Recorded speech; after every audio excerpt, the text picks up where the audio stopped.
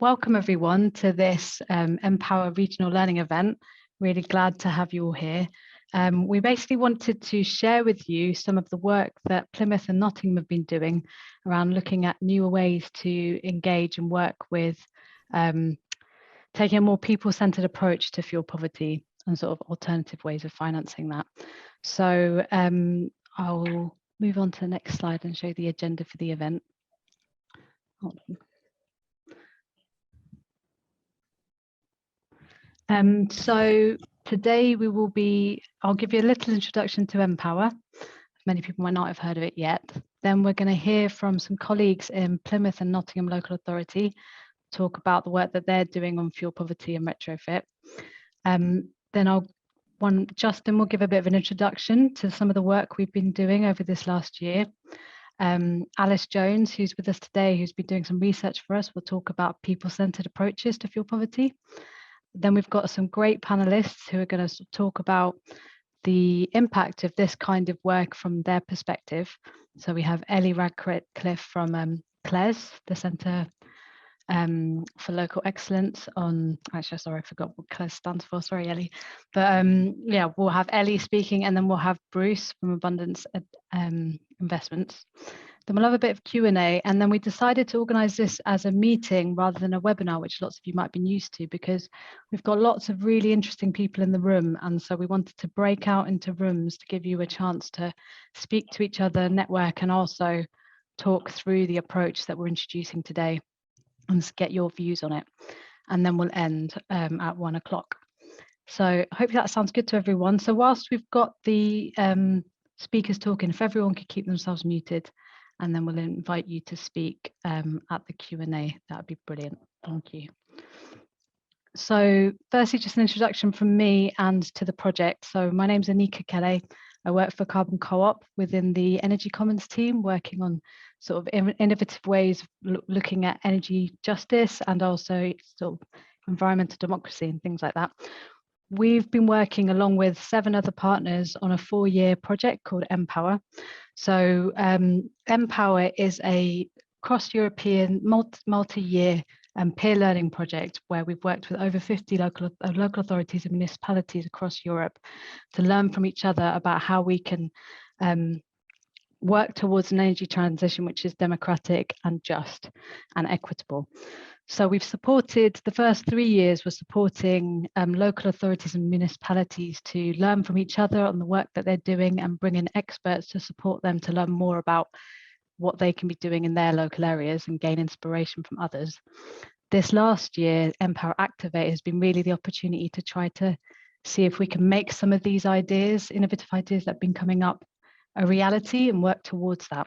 So this last year, I've been working with colleagues in Nottingham and Plymouth local authorities who really wanted to tackle this issue of worst first fuel poverty, and we'll hear more from Justin in a minute to explain where exactly that idea came from and the kind of the reasons for why we decided to go down that route. So we're really keen to share with you, really great to have lots of people here from a variety of backgrounds, lots of local authority officers, lots of academics, lots of people from the community and cooperative sector. It's brilliant to have you all here. I'm really looking forward to hearing your views when we get to the discussion section.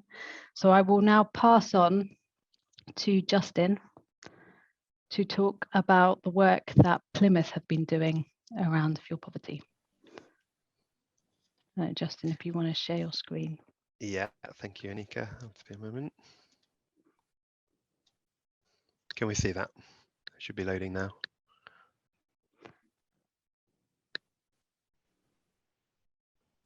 Okay, I'm going to assume that is showing a presentation. Zoom's a little bit slow on my computer, so I can't necessarily see that easily. I just want to give a little bit of context about what we're doing in Plymouth that sets across this. This first slide is just around the origins of kind of the structure of how things work in Plymouth at the moment, which was back in the early noughties. The council recognised that they alone were not going to get to where we needed to in terms of energy transition and fuel poverty, and set aside to help a community-run organisation, a community-owned organisation, to establish that would try and tackle some of the energy issues. And that was back in 2012. Some of the key issues we were looking at there: fuel poverty, trying to cut energy companies out of the local economy and have more kind of circularity of funds in the local economy, and trying to increase renewable energy. All that formed an organisation called Plymouth Energy Community, and that's grown enormously in the last 8 years. And we now have. Justin, sorry to interrupt. We've had someone on the chat box asking if you could put your video on because they need support with lip reading. I don't know if that's possible if your internet connection's not great, but I just wanted to ask. It's disabled during screen sharing, so I can stop the screen sharing. There's mostly images on there, so I think it's probably better that I do that.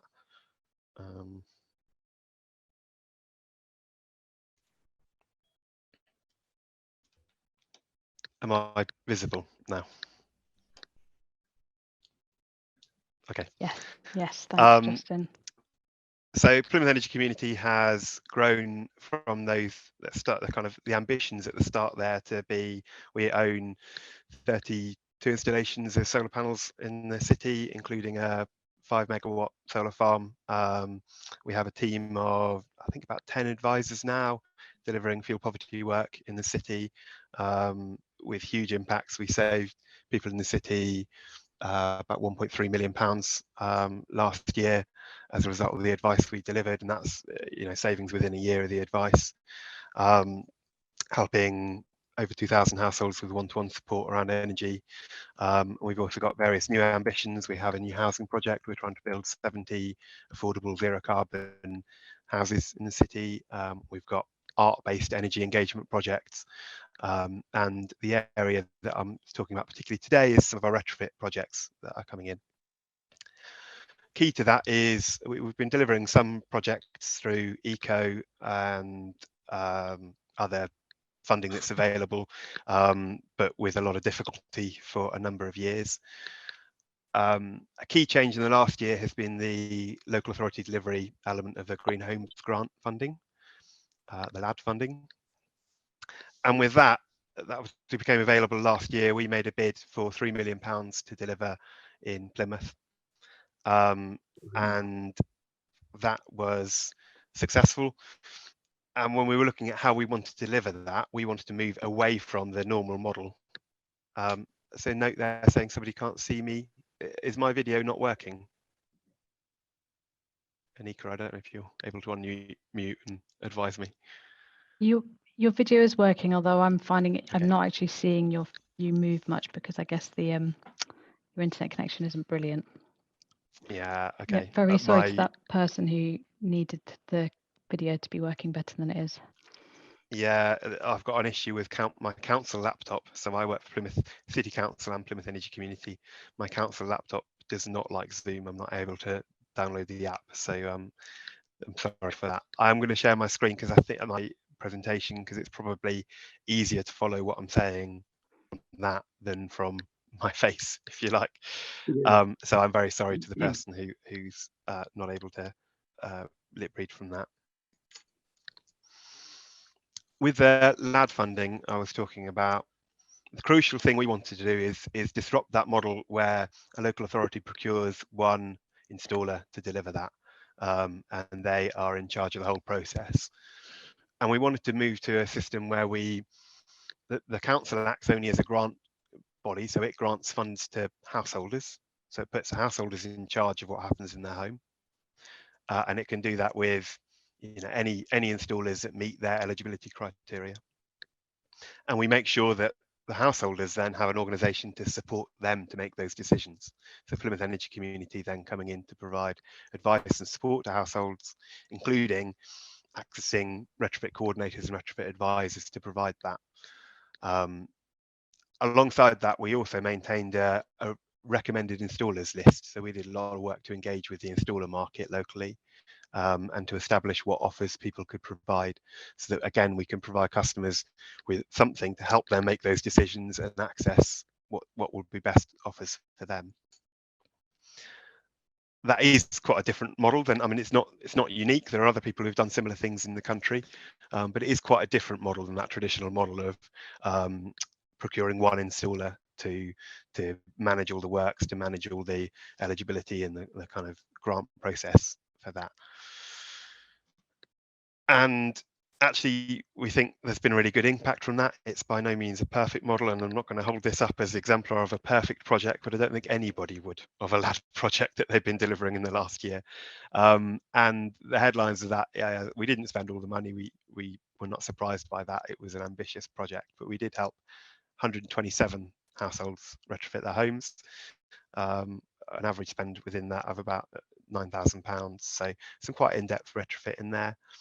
One of the really key things happened there is almost all of that went to installers based within our local economy. And we thought that was important to begin with, because those are installers whose futures and their rely on their reputation locally. These are installers who are, not normally involved in the eco supply chain, for example, the energy company obligation, kind of national funding supply chain. And so they are used to doing their work locally based off their reputation. So this, we felt, was really important to make sure we're getting the best value and make sure that we're delivering good quality work. This is, better than writing in a whole load of clauses in a contract about what regulations you have to stipulate to. This is a really natural way of making sure you're getting really good work. And some of the results from that in terms of feedback from households was also really strong. Again, we did get that sense that having an independent organisation providing advice that is focused on giving the best advice to the household and supporting them through the process made a big difference in terms of households going through the scheme. And there's some results there. There's a quote there up on the screen. But I just that's where I'm stopping for now. That gives you a bit of context of where we're coming from Plymouth anyway, I think. I'm going to hand over to Bex, who is going to do the same for Nottingham.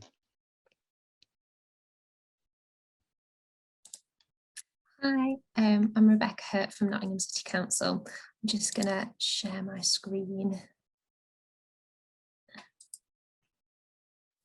Are you able to see that? Yeah, great. So in the Carbon Reduction, Energy and Sustainability team, we've host a domestic energy efficiency and fuel poverty subgroup, which is a subgroup of the Health and Wellbeing Board, and that reports on fuel poverty across the city, with the main aims to reduce energy bills, improve energy efficiency, and maximise household income. So a few stats on housing in Nottingham. There's about 135,000 homes, with nearly 10,000 more to be expected by 2028. Housing is responsible for 35% of the city's carbon emissions. Excuse me. And of these, 26,000 are council homes owned by Nottingham City Homes. And the EPCs are obviously really important when it comes to fuel poverty, with the change in metric from low income, high cost to low income, low energy efficiency. These are some of the funding projects Nottingham City Council has received since 2015. They vary from whole house retrofit to specific measures, and then some trial measures as well, targeting various number of households. So the progress to date, we've got a successful track record, as the previous slide shows, of applying for funding bids and supporting households across the city. The latest stats for fuel poverty show that there's nearly 19,000 households in Nottingham in fuel poverty. That's based on the low income, low energy efficiency from 2018-2019 data. I'm expecting the new data to be released in the next few months for the 2019-2020. So we've got the domestic energy efficiency fuel poverty subgroup keeping a track of this. The group is a stakeholder engagement with Nottingham Energy Partnership, various departments across the council, including the housing team, Age UK attend, the universities have input into it, because quite a lot of the student areas show us high fuel poverty areas in the city. Nottingham City Homes are present. So it's across the city working on fuel poverty projects and engagement with citizens. Challenges that we face often come with implementation of the funding within the timescales available. Justin mentioned this with LAD as well. That's been a challenge, and the funding calls sometimes don't always align with what the council can implement or what's already going on. And with LAD as well, there was an issue with getting qualified installers to do the work within the time frame, and that was addressed by having a training programme running alongside LAD, which was welcomed. The lessons learned that we've found from the implementation of various projects across the city is that planning is key. Obviously, that goes for any project.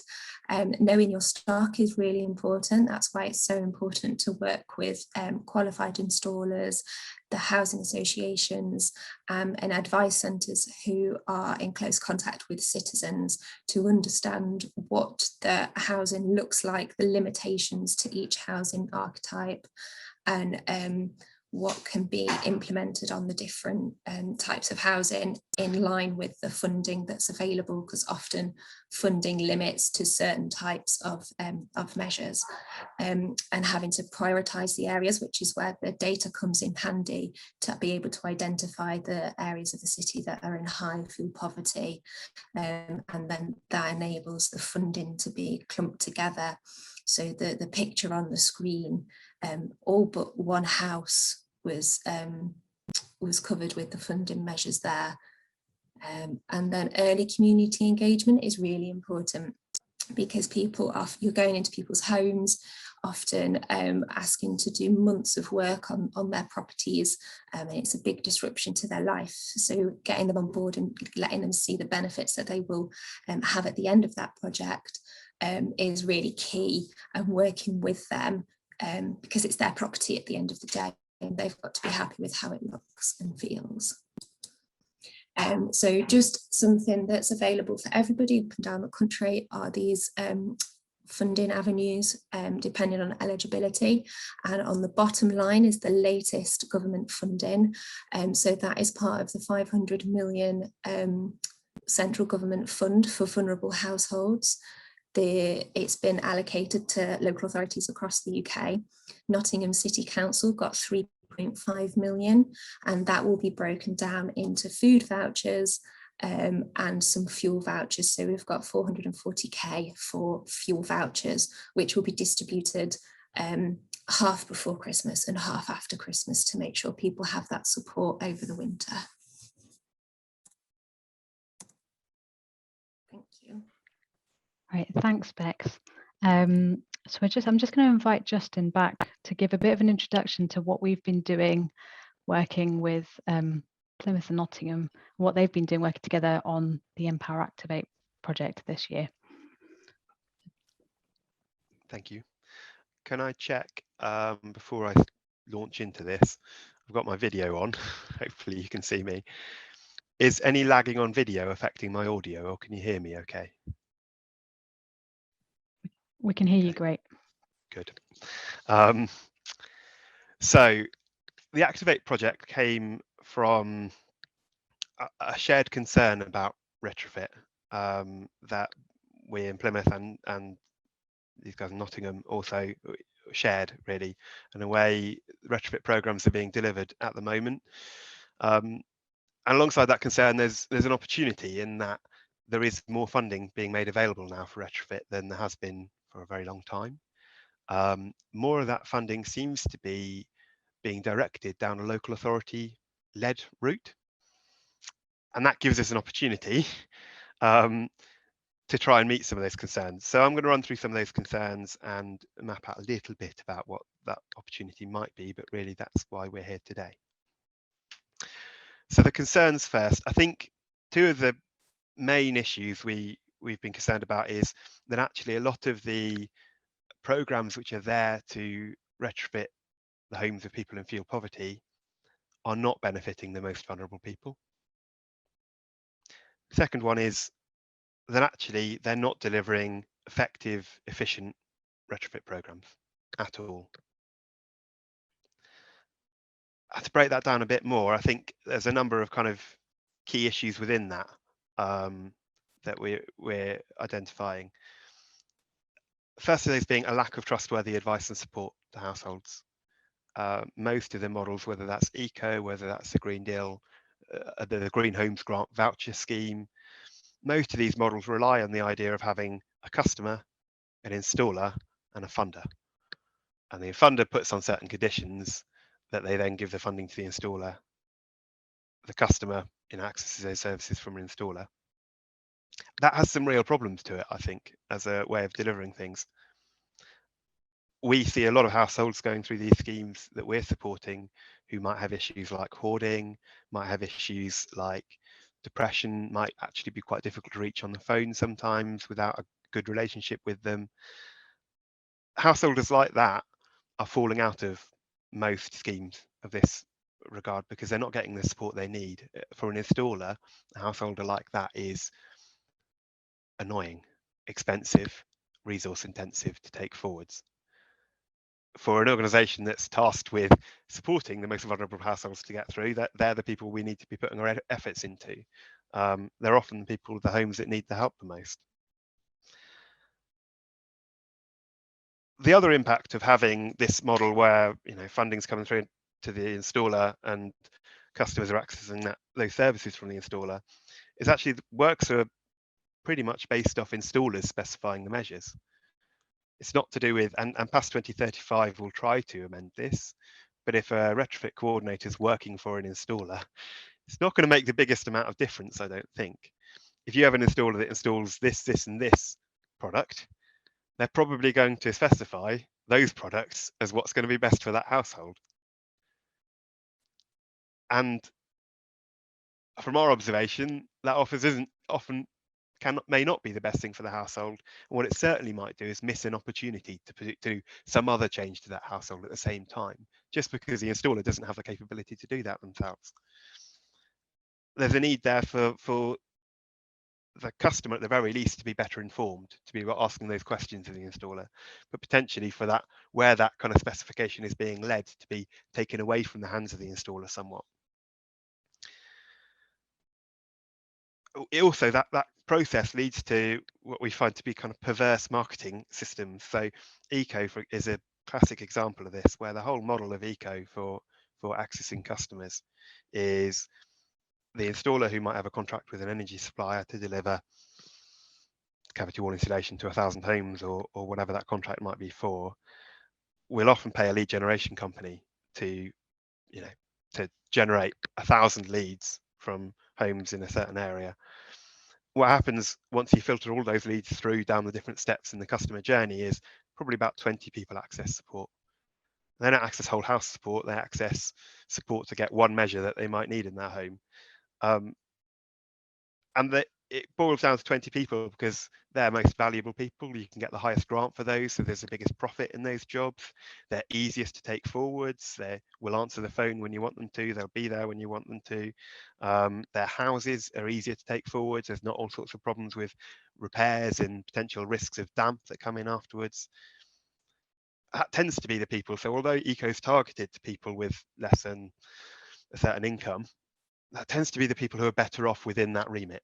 It tends to be the people who, within the remit of people in fuel poverty, are better off in terms of their wealth, are better off in terms of the condition of their home, and are better off in terms of their ability to advocate for themselves and engage with these services. And that 80 households who didn't get taken forwards, more often than not, are probably the people that needed it the most.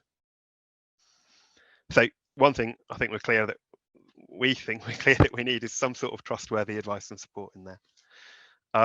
Second big criticism of schemes so far, I think, has been just insufficient resources to do what's needed. There's a lot of trust that a householder puts into you when they start to get all those surveys, or start to take days off work to make sure they're available for somebody to come around to their house to survey it, or all those kind of things. To not take forward that job at all is it can really lose trust with that householder and can lose engagement. But B, it's just a missed opportunity. Once you've done that work, let's try and do a whole house retrofit to that home as far as we can, and that's not what's happening at all. So we're doing a lot of single measure repairs, and we also don't have the funding in there to support those households. We had a household we were trying to support through LAD. I'll only be about a minute more. Through LAD, who needed probably about £6,000 of repairs for us to fit external wall insulation.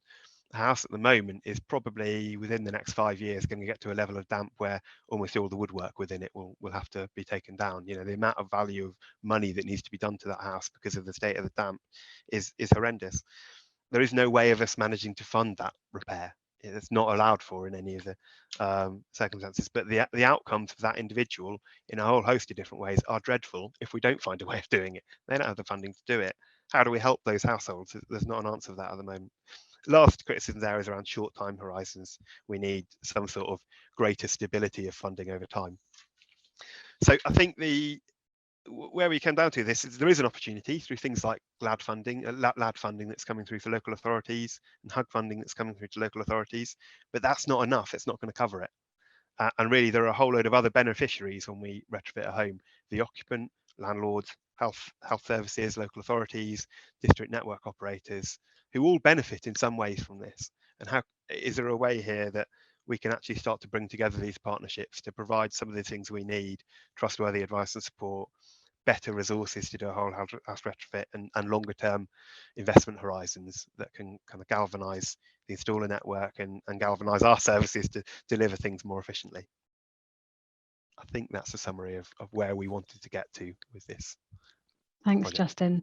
And just to introduce, so as we started doing the research, we realized that often fuel poverty is sort of looked at in a very blanket way without very much understanding of the different kinds of people who are impacted, and therefore the different kinds of stakeholders who could be engaged but aren't engaged well enough at the moment. I just want to introduce why we decided to bring on Alice, who's now going to present her research around fuel poverty personas. So so what we decided to do was do a bit more research into who are the different people that are impacted and what are the different stakeholders that are related to them, in order to sort of see whether we can map out what other stakeholders are who would also benefit from work on fuel poverty in a local area in some kind of partnership project. So I will let Alice present. If we're running a little bit behind time, but if you could keep to the 15 minutes, that'd be brilliant. Thank you. Okay.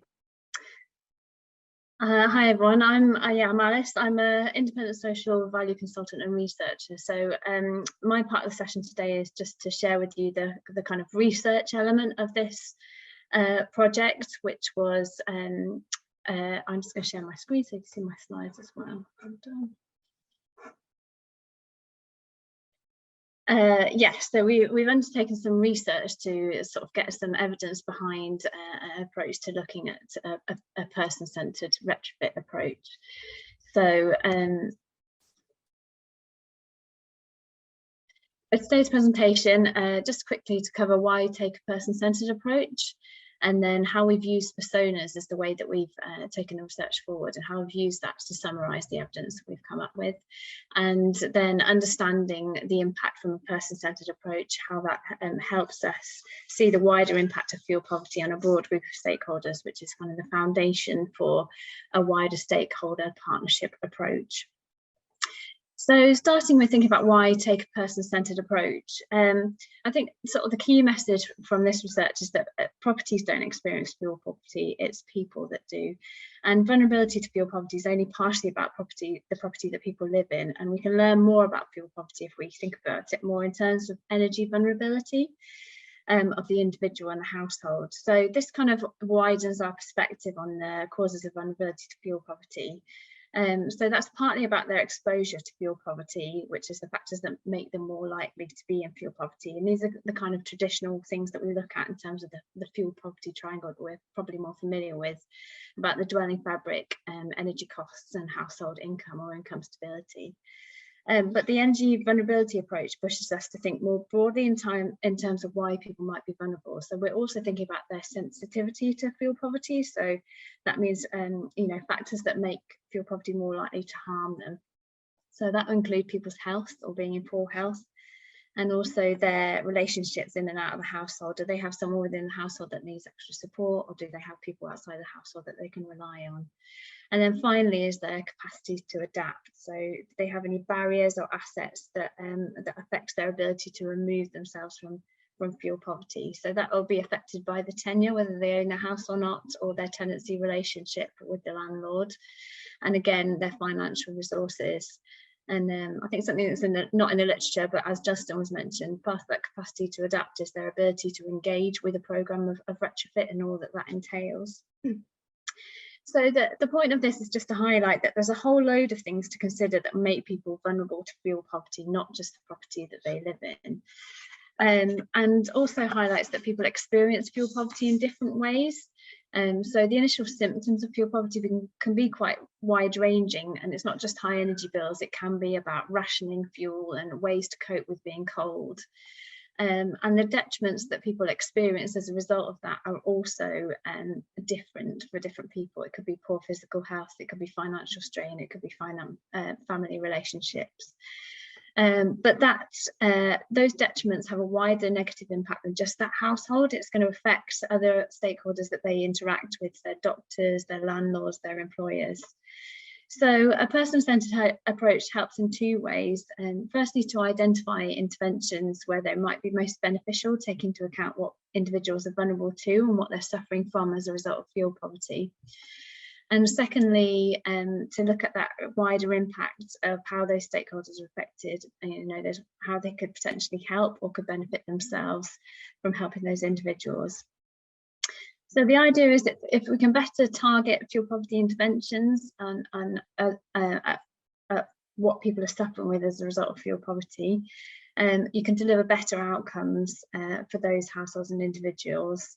And then the aim is that will have a positive wider impact on those other stakeholders, so deliver co-benefits to them. And that's kind of the foundation for the research, that a person-centred approach can better target vulnerable individuals and households, promoting a worst-first approach, but that also it supports a more holistic approach based on the knock-on impacts on that wider group of stakeholders. So just going on to the actual research that we did to sit behind this, we started with a literature review, and I don't expect you to be able to see this slide. It's just to give you an overview of the kind of complexity and depth of all the evidence that's out there about fuel poverty, and from a sort of person-centred perspective. So we reviewed all the literature, and this is the map that resulted of what we looked at. Broadly, we looked at the symptoms and detriments that people experience once they're living in fuel poverty, and what kind of harm it causes them according to their vulnerability. Just to give you a quick overview of that. And then we also then looked at the corresponding outcomes. So what benefits do they experience once fuel poverty is addressed, and how does that affect a wider group of stakeholders? So as you can see, that evidence that's all out there in the literature, if you dig around, it's very extensive, it's quite complex, and it covers a wide range of areas from health and well-being to financial well-being, social well-being. And I would be here half of the morning just going through that if I went through as a kind of pure literature review what we found. So we've used the idea of personas to try and help summarise that information in a way that we can process through sort of personal stories. And we've captured sections of those maps with different personas, so that we've covered off each of those sections. And we've also interviewed real people in Nottingham and Plymouth who fitted those persona characteristics to kind of bring them to life with their own words. So you'll see some quotes that are from real people who've been helped in Nottingham and Plymouth. So the persona approach, these are archetypal users. They embody real users, but they're not individual case studies. They're based on a broader evidence based, but they're easy to assimilate in their interpersonal form. As I said, they're based on wider evidence from this literature review, which is, they're only good as the evidence they're based on. So that's why we started with the literature review. But they help summarise that in a way that we can kind of present and understand. So it helps us focus on who we're really looking at when it comes to fuel poverty, so we know that. And then we can have a kind of user-centred design that we have a clear focus on who you're trying to help. And I think most importantly in this case, when we're trying to engage a wider group of stakeholders, it presents the evidence in a really personal and believable way that engages the empathy and interest from stakeholders. I think we can't take in a broad amount of data, it's difficult to absorb that. And our brains respond better to stories that engage our emotions. So the aim is to have that sort of engaging approach, but it's based on the evidence, it's not anecdotal. So we developed 6 personas, which between them cover all the kind of vulnerable characteristics and the symptoms and detriments that we identified in the fuel poverty literature review. So the first one is an older home couple in worsening health and mobility. The second one is an older single person in rented accommodation with worsening health. And the third person is a single parent in rented accommodation, a large family in rented accommodation, a family with a disabled adult or child in a home that they own with a mortgage, and a young single person in rented accommodation.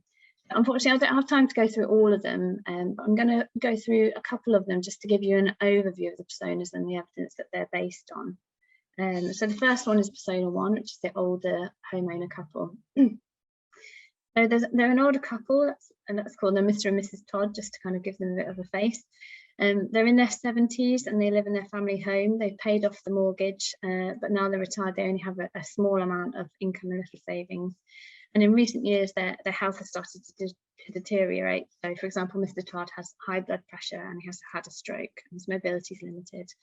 And over the years, they've had little extra cash to invest in upgrading their home, such as, you know, replacing the boiler or insulation, and they can't afford to fix things when they go wrong. It's very hard to keep their home warm, and they can't afford to have heating all the time. So they heat the main living areas, but not the rest of the house. So it's cold at times. And if the boiler breaks, for example, in this case, they can't afford to fix it. And then with limited mobility, Mr Todd really feels the cold, and it worries him and his wife that being cold could raise his blood pressure and potentially risk another stroke or coronary event. And also because not all areas of the home are heated, they have damp and mould in the spare bedrooms which are not heated. And because of that, and because it's cold, they're often reluctant to invite people around because it's so cold and because of the damp in some areas. And all of this, the cold, the effects on Mr Todd's health, the worrying about the bills in winter and not being able to socialise, that all cumulatively adds to their stress and anxiety. So that's the kind of story, but this is not a case study, this is based on the evidence. And the evidence that sits behind it is, I'm just going to go through quickly. So the biggest group of households by tenure is homeowners. And that's 39% of all fuel poor households compared to 37% in the rented sector just behind them. Older people are more likely to cut back on their heating and see it as an area of where they can save money. And the biggest health impact of fuel poverty is via cold temperatures. So that increases cardiovascular illness and also respiratory illness and risks of falls and injuries, and the studies show that. Older people are most vulnerable to that. Particularly those aged 75. Cold homes are more likely to have mould, and that's associated with both poor physical and poor mental health. And there's just these multiple stress factors from being in fuel poverty that I'm sure you'll recognise. So that just chronic thermal discomfort, being cold all the time, impacts of damp and mould, financial stresses relating to high bills or, you know, fear of debt, people's concern that cold is damaging their health, the effect of spatial shrink, so just living in 1 or 2 rooms that can be heated, not inviting people in, and that sort of lack of sense of control over the problem. So that those multiple cumulative stress factors add to poor mental well-being. And the social impacts, there's lots of studies that a coping mechanism is not to invite others in. So if this household are able to receive some help to, for example, fix the boiler or replace that, they're able to heat the home warmer temperatures most of the day. And now the home is warm, Mr Todd has less risk of high blood pressure and another stroke, and that's a weight off his and his wife's mind. The damps reduce, the mold's removed, so they're able to decorate those rooms so they feel more comfortable having people around. Their energy bills might possibly stay the same due to the take back in warmth, but there's a potential for reduction in stress, for example, by getting a better deal or setting up a direct debit so they spread the cost over the year. So again, the evidence that sits behind this, there's wide-ranging evidence to show that physical health is improved when fuel poverty is addressed, by making homes warmer, improving the air quality and reducing mould. And that's predominantly through cardiovascular and respiratory outcomes, and that's most effective when it's targeted at people who are already vulnerable to those conditions. Studies also verify that people are more likely to invite others in when the home is warmer and drier. And the evidence suggests that the reduction in stress is one of the primary routes to better health, possibly through energy efficiency improvements. So there's a potential to have a big impact on health services, from studies showing that it reduces hospitalisation, it reduces GP visits, and also impact on mental health services. And this is one study that estimated that the savings for the NHS would be £2.5 billion per year from addressing poor housing, and that's from the direct benefit from them from reducing demand on their services. So the second persona is a different aspect. It's a single parent in rented accommodation. So let's call her Sarah. She's a younger person. She's living in a private rented property, and she works part-time, but her income is low. She's on a prepayment meter to control energy costs, and she has 2 young children. And in our interviews for this persona, her children had autism, which is reflected in the quotes. And the landlord's reluctant to invest in the property. For example, it's got hard to treat walls that need external wall insulation. So as I mentioned, she has a prepayment meter as a way to manage spending on energy. The home's difficult to keep warm. She tries to keep it warm while the kids are there, but sometimes they go cold, so at night they have lots of layers and blankets. And Sarah rations her own consumption. She cuts back on her own food and clothes and leisure to afford the bills. There's risks to the children's health. They're more likely to get asthma or respiratory illness, and also associated with behavioural aspects with these particular children.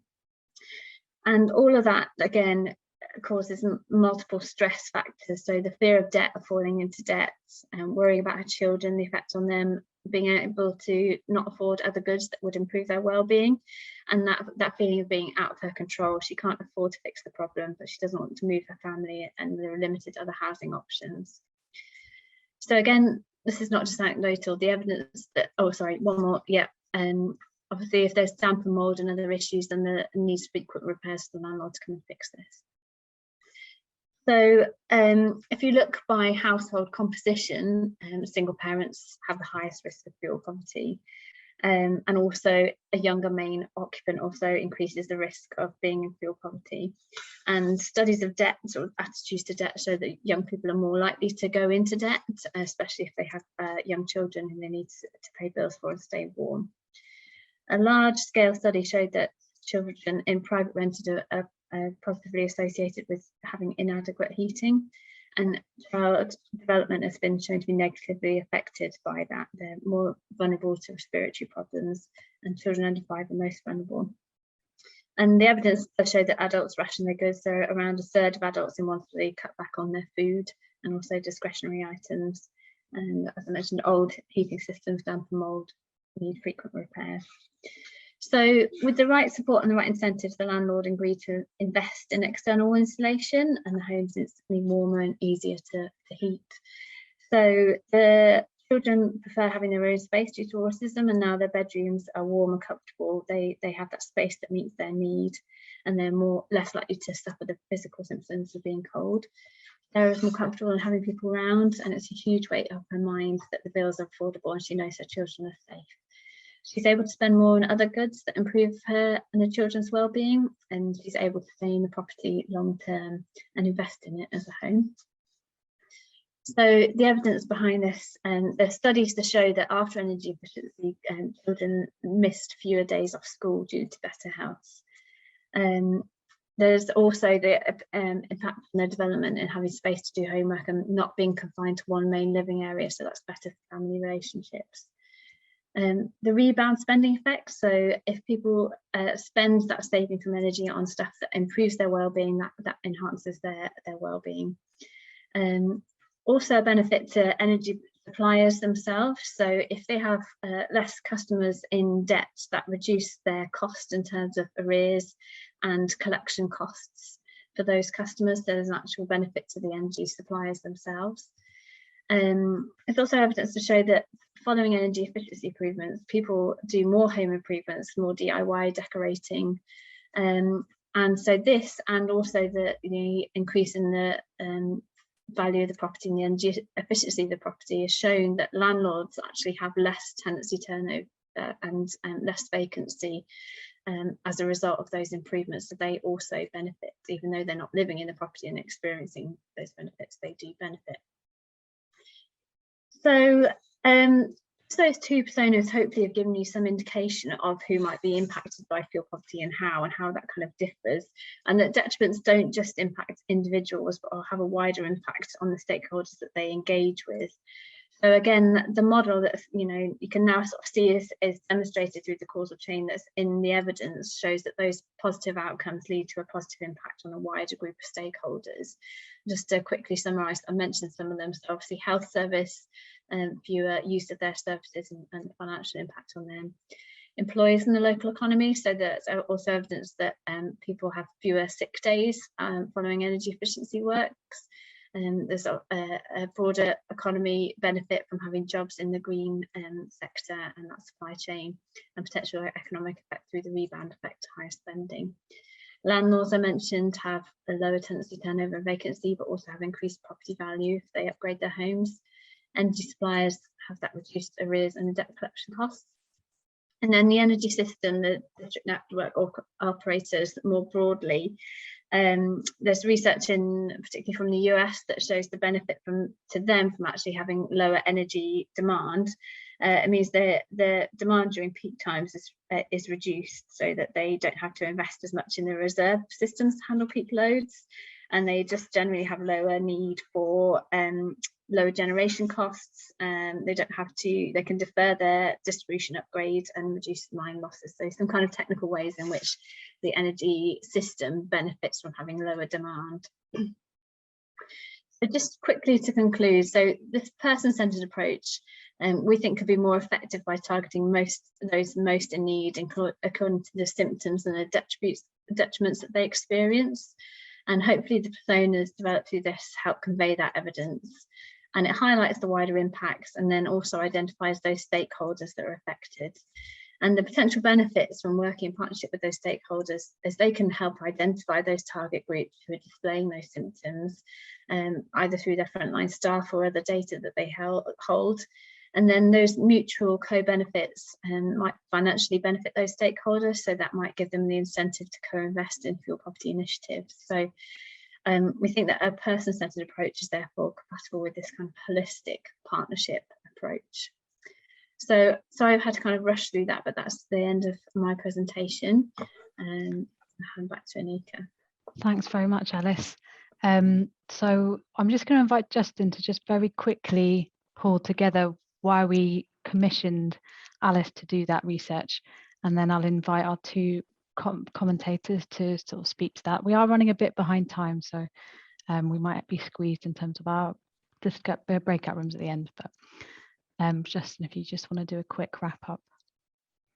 Yeah, where I left you when I stopped talking before was that where we'd got to was a position where there is an opportunity. There's lots of grant funding coming through to local authorities to deliver programmes, but we know that that's not enough. And all the criticisms I had of the way things are spending, those aren't fundamentally changed by some of this grant funding coming through to local authorities. Still not enough resource, still not really the properly resourced advice, all those sorts of things.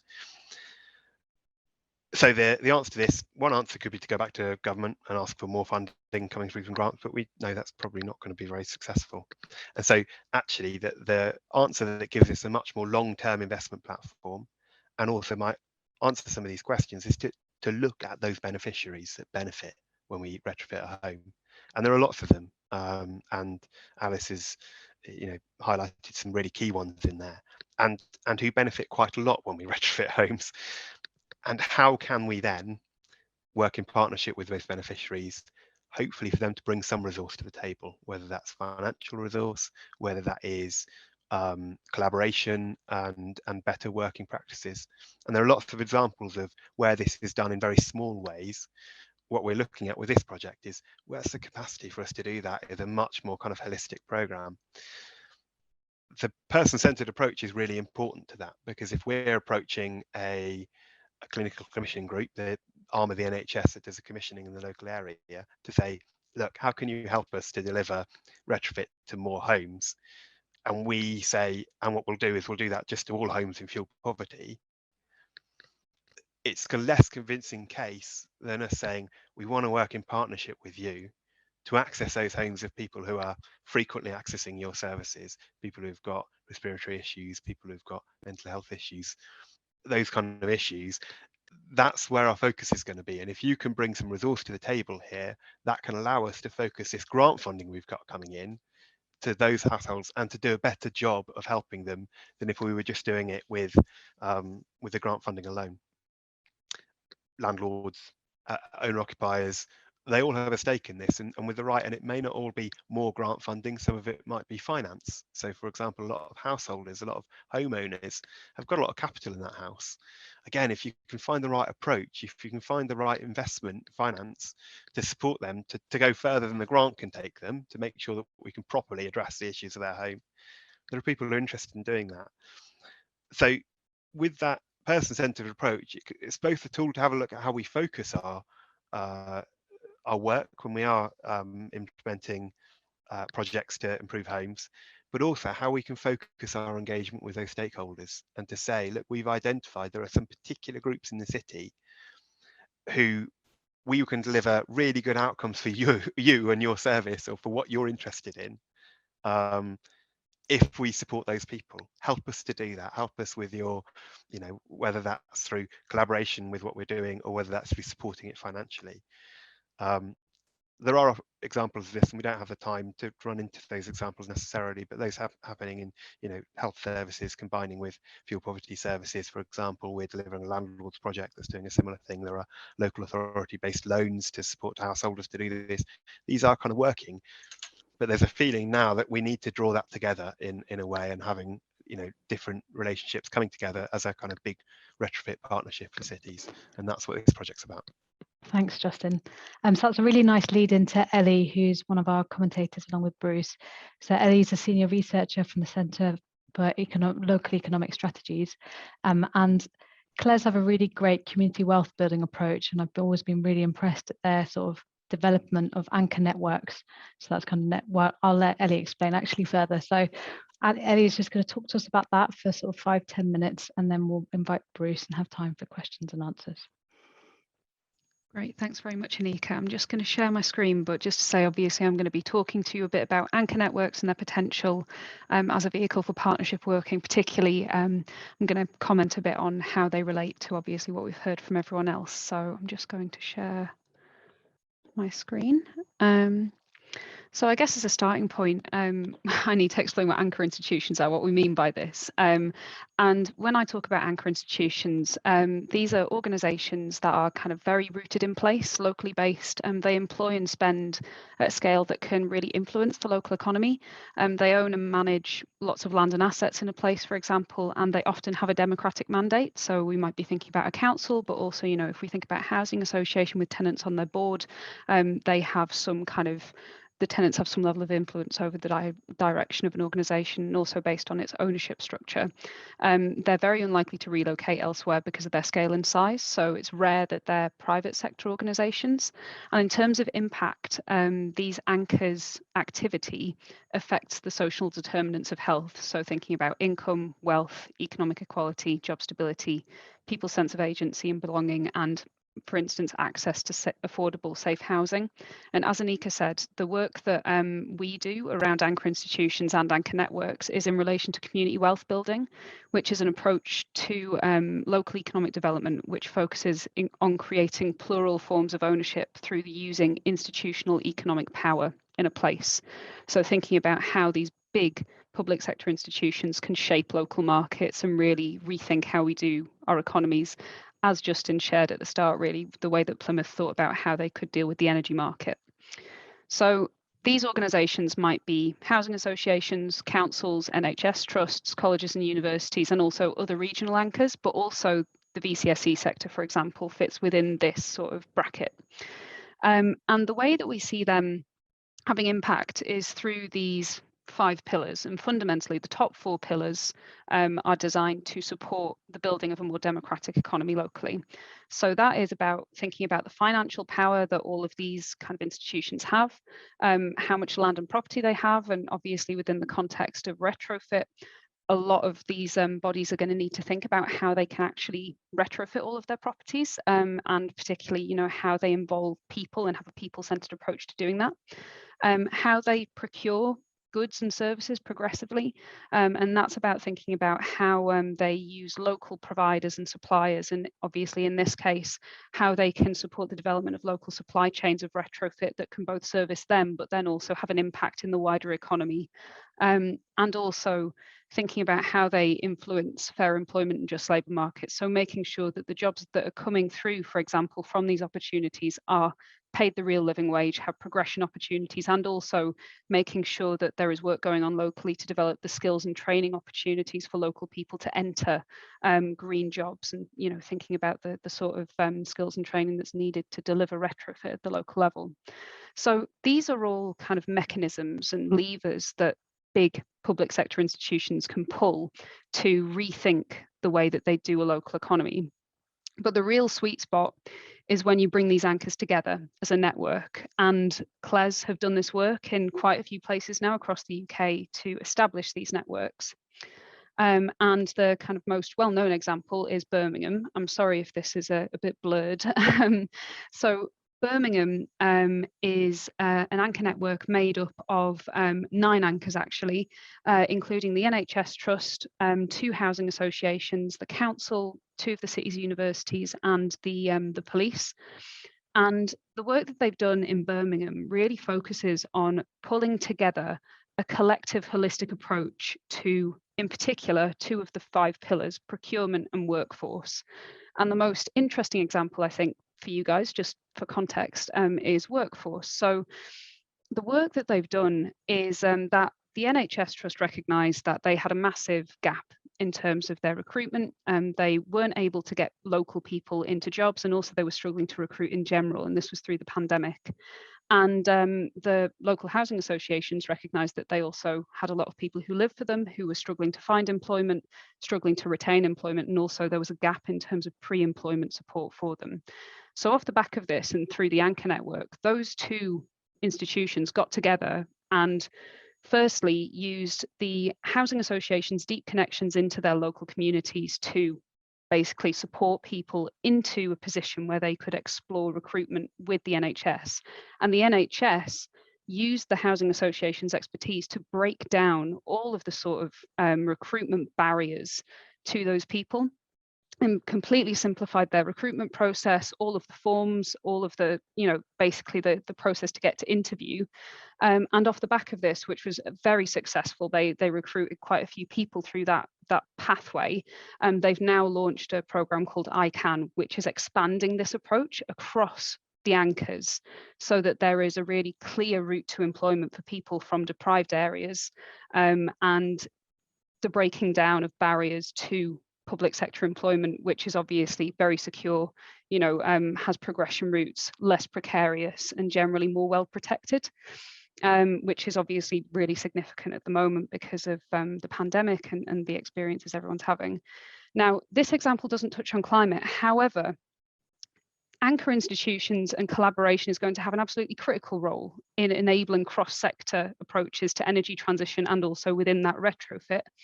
And this is really going to help us create a joined up approach across our places, because that's the way that we're going to need to think if we're going to actually achieve retrofit at scale. And their potential to deliver energy transition, for example, which is what I've kind of been doing a lot of thinking about as part of a project with Carbon Co-op, is that they really have a lot of avenues to look at when it comes to how they deliver retrofit and what they'll need to do. So these anchors have significant assets they need to decarbonise. They have the ability to support the development of local supply chains through the way that they procure. They have a critical role in enabling cross-sector approaches to delivering retrofit and other interventions that can help us tackle climate change. And also, this anchor network approach is really about being place-based rather than taking siloed institutional approaches to driving change, which can double up on effort. It can require more finance. By collectivizing and doing stuff together, there are ways of driving down costs and also using each other's knowledge to actually target interventions more effectively. And also, because of the role that these anchors have, and also often their connection to the VCSE sector, they have a really deep connection to their local communities.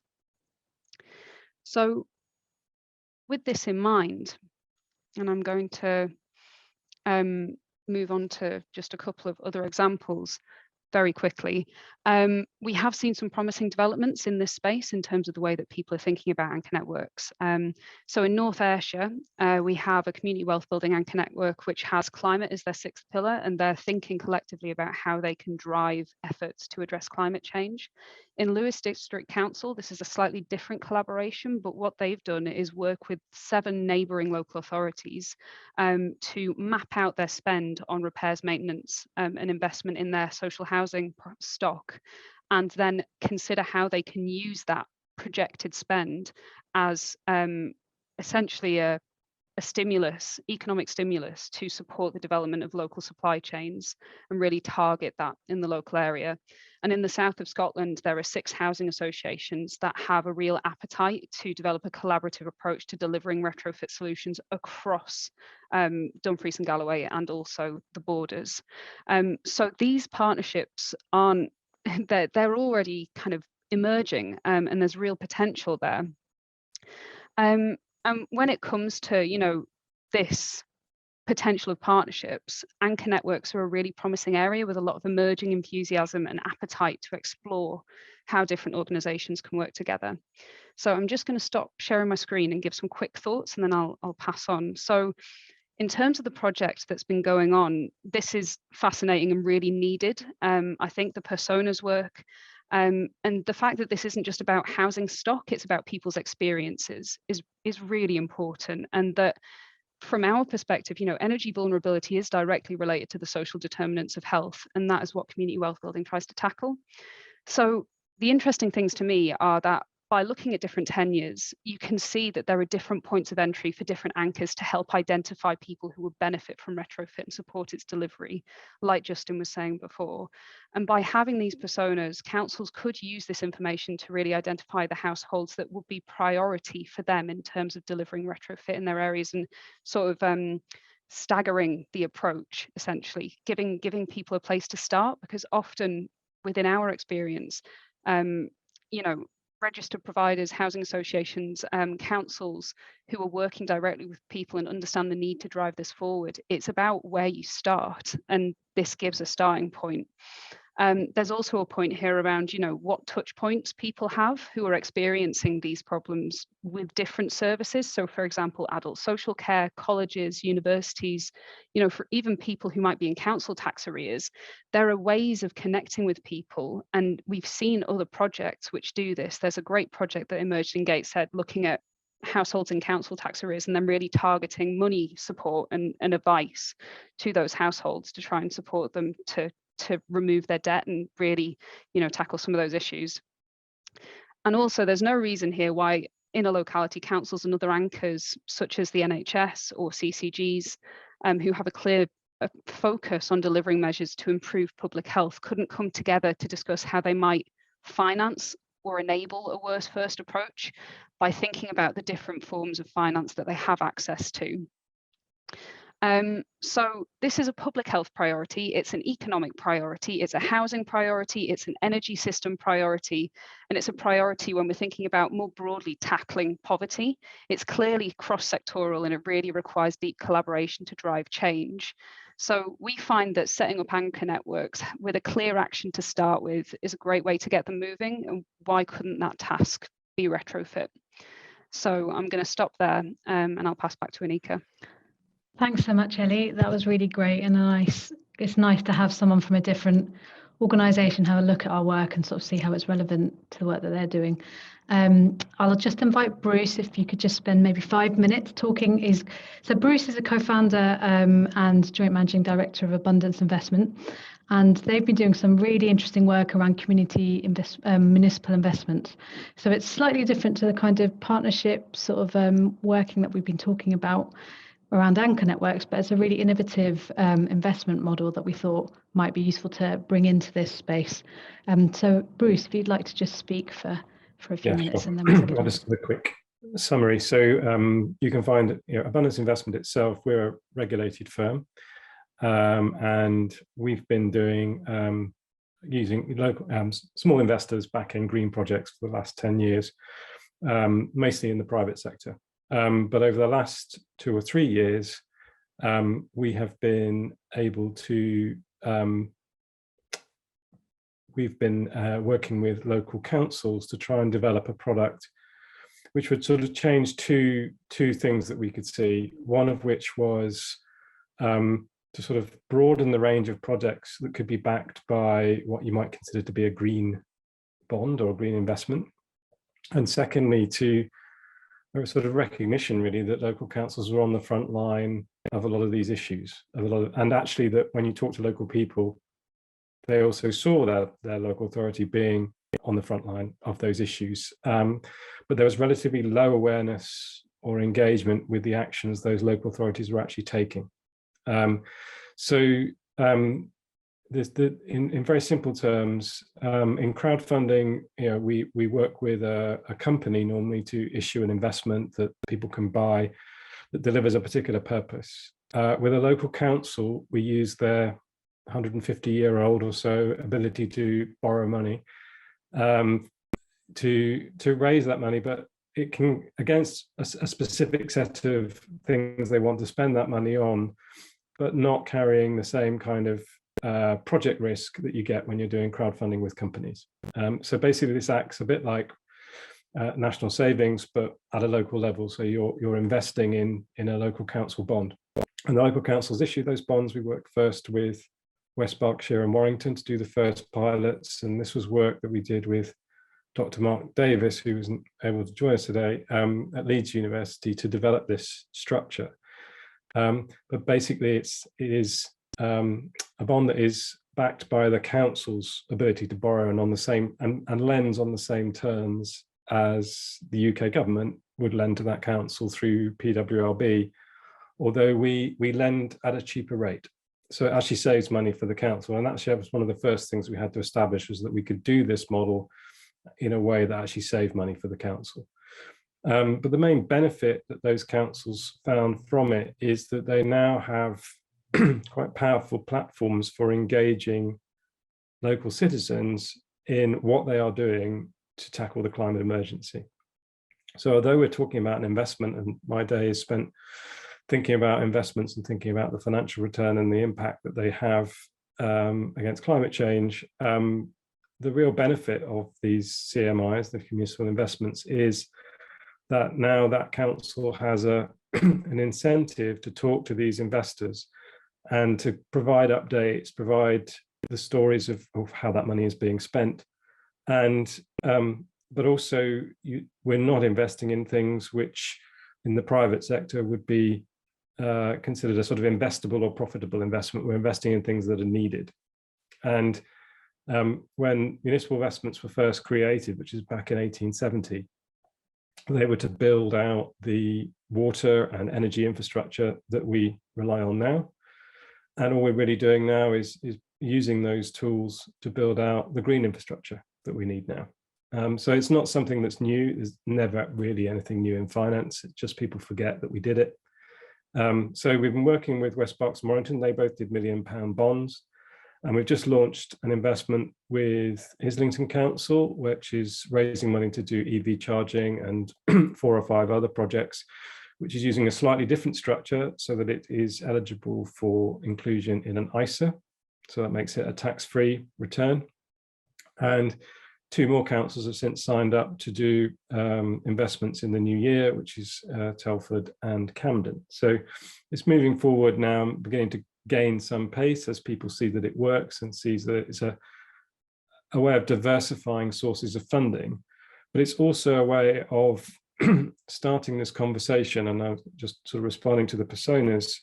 It's what we see is that a lot of people don't feel included in the conversation. And it sounds like within those personas, you're talking about people who are excluded from the conversation around change. And what we try and do, because the minimum investment is £5, is show that there's a broad local and actually national, because anyone can invest in these investments, backing for what is being done. And when we've worked with people like West Berks, we've found that's been really quite energizing for the council. So rather than this being a difficult territory where there's lots of problems and lots of stuff that needs to be overcome, they feel energized because 1,000 people put their money up to make it happen. And the other side of that is that we see people also taking that a step further in terms of their willingness to support that community by actually donating back some of their interest. So we give that option, and what we found is that people are prepared, about 10% of people are prepared to donate back the interest element of their return every 6 months to support projects which are charitable projects within that, including fuel poverty in the case of Warrington. So it's really sort of changing the dynamic for local councils, as described, an important anchor institution. Whereas previously the only conversations they could have with residents was either as customers of their services or as taxpayers, we're now talking to citizens as investors. And in doing that, we're creating new opportunities to tackle problems locally, which otherwise people either don't fully understand, or often the very polarized debate that you see locally, particularly if there's very polarized politics in a particular area, doesn't allow a proper conversation to happen. So that's our aim. So we're aiming to serve, I think, another 4 or 5 councils next year that will be issuing investments. And we know that West Berks wants to go back to its community to raise more money next year as well. So we're hoping this will become something that is more of a norm. It's still relatively early days in terms of its development, but we're already seeing those co-benefits starting to appear. And from the council's perspective, they are one of the institutions that can look across and look at those co-benefits in a more holistic way. And it's been helpful because the Treasury team are involved in this discussion. Actually, they're having to now start to think about the investments they're making in that more holistic kind of frame of mind, rather than simply looking at it in terms of a 10-year credit curve or the sort of simply the financial calculations of their prudential borrowing strategy. Great, thank you, Bruce. I'll let you make up some time. Thank you, Bruce. So I think we're going to move now straight to a questions and answers section. So I think unfortunately won't be able to do the breakout rooms.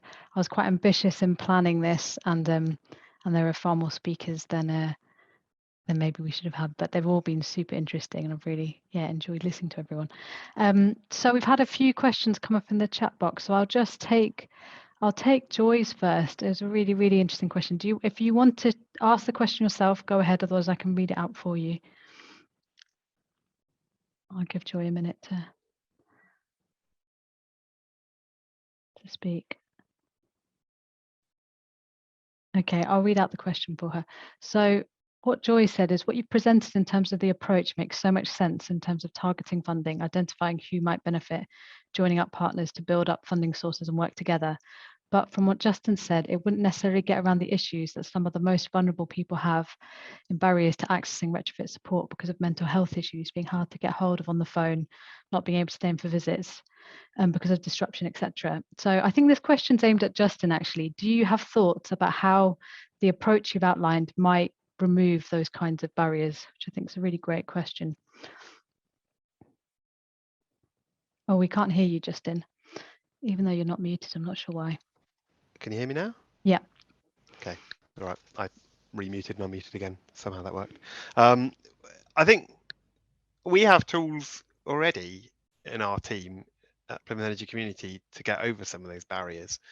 I think one of the issues is funding our advisors properly to do that. So we've got an advice team that we appoint largely based on, experience of supporting vulnerable people. Our advice team is more focused on that than it is on background energy knowledge or anything like that. So we've got people who've worked in supporting people who have previously been homeless, with debt advice issues, with all sorts of different issues in that space, and their ability to build trusting, good relationships with households and take them from a point of a lot of chaos in their household and a lot of issues that they're struggling to deal with to a point where they're living in a kind of much more sustainable, and I don't mean that in an environmental way, but in a kind of way where a lot of the issues they're dealing with on a day-to-day basis are much clearer, more manageable for them. They're more independent in their ability to manage those. That's a lot of the bread and butter of what our advice team does. I think the issue is when we're looking to bid for something like a LAD project, we're bidding alongside councils which are going to take that and procure it out to any old installer. There's going to be no thought to the advice and the support that's provided in there. So our ability to look competitive if we're trying to build in the cost of that, because it does take time, is quite difficult. But if we want to help those people who are in those vulnerable situations, we need the funding to pay for the advisors to do it and to go out there and form those relationships to support people to do, in our last bid, we even bid in to put some funding there to put people up in a hotel for a couple of nights where work was being done in their house if they were going to be really anxious about that. All those sort of things we need to look at, and it's not for everybody, but it's for the households that need it the most. And if we can get investment from the right sources to help us to do that, then that will be really helpful. Great, thanks, Justin. There's another question here from David Randall, another one for you, Justin. Can we reinstate the householder survey / needs analysis using the personas tools to inform the results? That was envisaged in the Green Deal as a precursor to doing these retrofit interventions. I actually think this part of what's happening with retrofit at the moment is going quite well at the moment, actually. So the new standards I mentioned briefly earlier are called PAS 2035. They're requiring that every household going through retrofit has what's called a retrofit assessment, which is not dissimilar to the Green Deal one, probably a little bit PAS 2035, PAS 2035, just the comment in there. Not dissimilar to the Green Deal surveys that were done before, actually a little bit more in depth, I think, and do look at things like condition surveys. And that actually retrofit assessment has to go to somebody called a retrofit coordinator, who's a very highly trained professional, understands a lot of the risks involved in retrofit. And so to a certain extent, the specification and the work that's done in that house is tracked by that retrofit coordinator throughout. So that standard in itself is causing a lot of issues in the industry in terms of the extra expense of doing work properly through that standard. So it's not all perfect, but that standard in itself does put a lot more thought into what goes into a home. I think there's still a structural issue where if the retrofit coordinator and retrofit assessor are both employed by an installer who only installs a couple of different measures, I don't quite see how there's an independent view there on what goes into that house that's kind of really personal, household centric. But yeah, that part of the retrofit industry, I think, is actually, there's some positive steps in at the moment.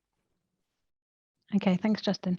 I'm going to now ask if there's anyone who wants to raise their hand to ask a question, just so we have a different method of just to catch people who don't want to write in the chat box, but who might have a question. So you could either you could switch on your video and raise your hand, or you could use the, there's an emoticon. Here we go. So there's Michael. Would you like to ask a question? Yes, if I may, and I guess this might be rather disruptive of the agenda, because my point is really to question whether we can approach the task of decarbonising our housing stock by a worst first approach. We clearly have to have great concern for the disadvantaged who will be most affected by our failure to do so. But we have to look at this in the context of what we have as in the UK, along with many other nations, committed ourselves under the Paris Agreement. Our commitment, our NDC, is to achieve a 68% reduction on 1990 levels by 2030 and 78% by 2035. Additionally, the government is committed to decarbonising the energy supply by 2035. I would suggest that if we take a worse first approach, we'd stand no hope of achieving that. We have to aim for where we can decarbonise most rapidly in our housing stock. And we have to deal with it in our housing stock because there are other aspects of the UK's energy economy which won't involve that. For example, transport. We therefore have to look to see where the lowest hanging fruit is, and it's not with the fuel poor. So Michael, is it more of a comment than a question? So it's a comment that you're seeking responses to. But yeah. I would like a response. I think particularly from Paul. I mean yeah, absolutely. I don't know if Alice, Bruce, or Justin have a response. I'm happy to respond, yeah. but I don't want to speak all the time. I'll leave it now. I'll do a quick response.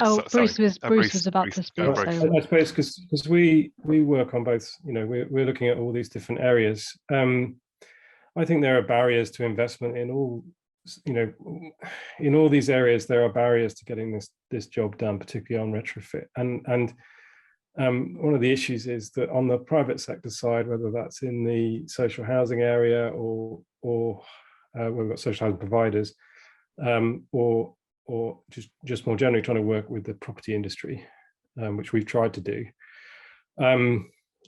There's an equally difficult job to do there. But I don't think that I think that you sort of need to attack this on all fronts and work out where, the best impact can be made for the, and relatively efficiency in terms of cost. So I think there's sort of an assumption that, there's this sort of low hanging fruit. I've yet to see it in retrofit. I've seen a lot of presentations that say they're low hanging fruit and their numbers haven't added up. I probably get 5 come past our desks every sort of quarter. And they're all built on assumptions that when you start to really kick tires on them, they don't always add up. I think there's a separate issue here around the real barriers to people being willing to undertake these changes is that they feel that this is something being done to them, and that barrier is the same for a private holder who's got lots of capital than someone who's in energy poverty.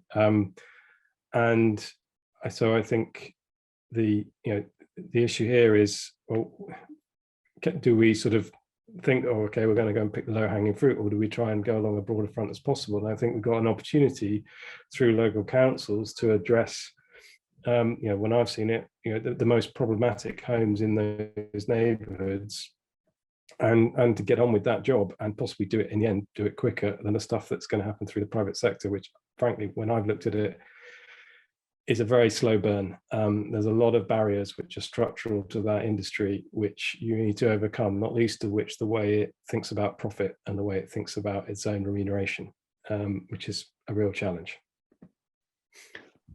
Thank you, Bruce. Yeah, I think there's quite a few comments in the chat box. That's definitely it's definitely a hot topic that you're talking about. And I guess what we're talking about here is a lot of people think climate justice is an important thing to focus on, and that involves working on the whole picture, not just picking one aspect.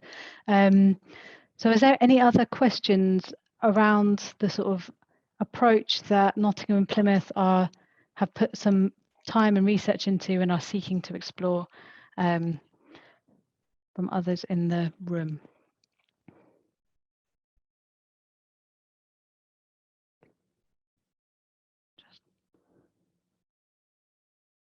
Just having a look through the chat now. Justin, did you want to say something? I was just going to invite Kate Selencourt, if you wanted to come in and say something. You've had a couple of comments in here that would be good to highlight. I think just really interesting, useful things. I think my video is pointing out the window actually, but never mind. Can you hear me? Yeah. I can't reach the camera.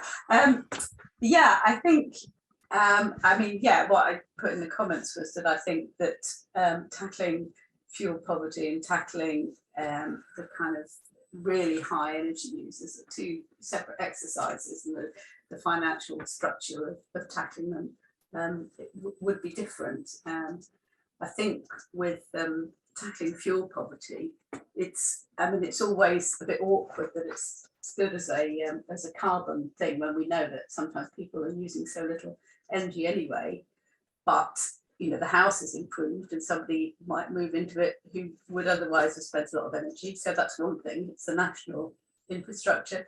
But the other thing is, of course, the incredible social costs of fuel poverty, which means it almost, it's not even perhaps primarily a carbon issue, but it doesn't mean it hasn't got to be done. And if we've got carbon funding for it, that's not, it's only because the government can't do carbon funding and fuel poverty funding that we're trying to cram it into the little bottle, really. And particularly with regards to things like COVID, of course, we've seen the massive cost of underventilation, you could say. Lots of overcrowded homes that are cold, so people keep the windows shut and then everyone in the house gets COVID. That was quite expensive. So, I mean, it's a no-brainer national investment in my view. So I'll leave it there. Unless there was something particularly you wanted to ask me about. No, that's great, Kate. Thank you. There's been some other comments in the chat box. John, do you want to talk about your latest comment? It's an interesting one.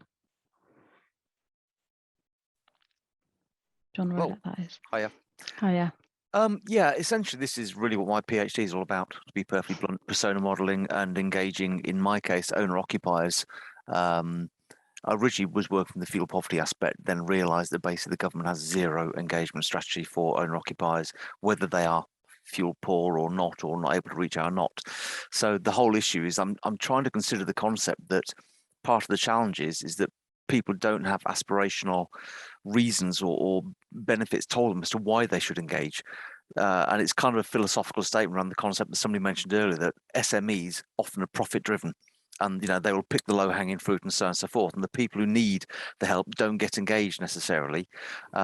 So by kind of creating a sorting hat from Harry Potter, I suppose, whereby people can, answer a few questions and give opinions rather than having to know things in the first place, it can help sort them into the relevant personae in order to then spit back out superhero role model case studies that can engage them, support them, and tell them where to go get access. And this can be done either just remotely via computer system, or indeed with support of your local authority teams and so on and so forth. But it is just the concept that we need to try and find things that help people access what they can the best they can, that's minimum cost and disruption and effort to the local authorities and everything else, so that the budget is spent better, if that makes sense, and people can feel more engaged and more empowered. And how do we create that level of agency? Some people will need more support via direct support and help, as Justin says.